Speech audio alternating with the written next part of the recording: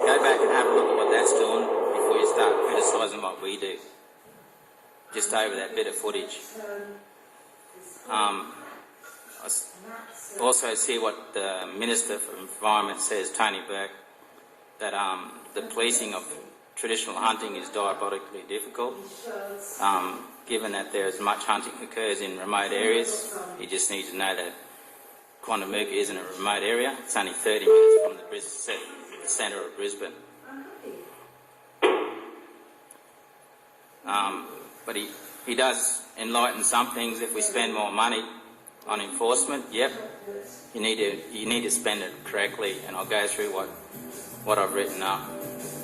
Traditional hunting does not occur just in remote areas, and it's just not about dugong and turtle for the people of Queensland, the Aboriginal people in Queensland. We've got to think about porcupine, goanna. It's going to all affect that stuff. This will have a major impact across all Aboriginal and Torres Strait Islander people across Queensland who hunt and gather resources. In creating this legislation, once again shows the new method of suppressing our people under a system of control which has developed before and during the mission days. We are now living in 2012, and this standard and mindset still remains, just expecting a different outcome. We have been here for a long time and will continue to be here for a long time to come,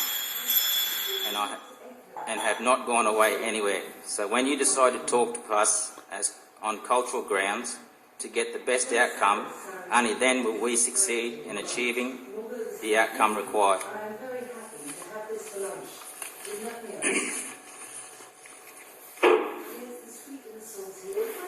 When someone threatening and tormenting someone in the schoolyard to make them change, they call this bullying and is not tolerated. If the workforce place changes the policy to prevent people from practicing their cultural ways, this is deemed as discriminatory and is unlawful and is not tolerated. So why is this amendment bill on the table any different? Implementing legislation changes to satisfy some or a few does nothing, but keeps broadening the wedges between our mob and non-Aboriginal and Torres Strait Islander people, and especially government and some non-government agencies. There are more pressing issues out there for this government to be focused on and make changes to that will have a positive impact and create the required changes for all.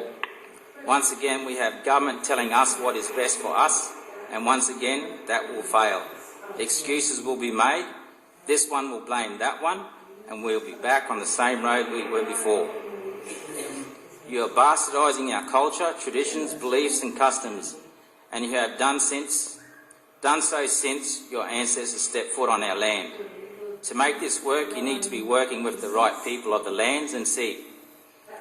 My concern is that proposed amendments will give the authorities the right to seek prosecution and send me, my 16 and 10-year-old son and grandson and other mob to prison because it is unjustifiable, unnecessary, unreasonable, injuring or wounding an animal and killing an animal in a way that is inhumane, or causes it not to die quickly, or cause it to die unreasonably pain, as they say in their act. Just because we are practicing our culture according to our beliefs and standards. Respect our culture, Aboriginal culture, Torres Strait Islander culture. Don't dictate our culture onto me or our mob. We have a culture, one that has been around for a long time. Aboriginal and Torres Strait Islander people have asked for the funding for many years to enforce the law, but the governments of the day, for some reason, ignore, disregard and take no notice of what we need. And it's not just about enforcing the law, it's about traditional custodians managing our cultural system on country the way we believe is the correct methods. The reason I take the resource the way I do is that there are consequences to my family. And if done wrong, Quandamooka, as a law, will give out punishment. If you do the wrong thing while hunting, the consequences is that a family member could die.